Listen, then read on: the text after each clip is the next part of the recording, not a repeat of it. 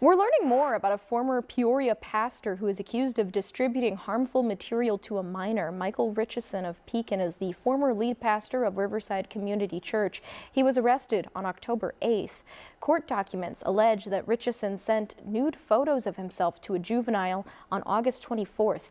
A family member took a video showing a lengthy thread of photos between Richardson and that minor. He will make his first appearance in Tazewell County Court on January 29th.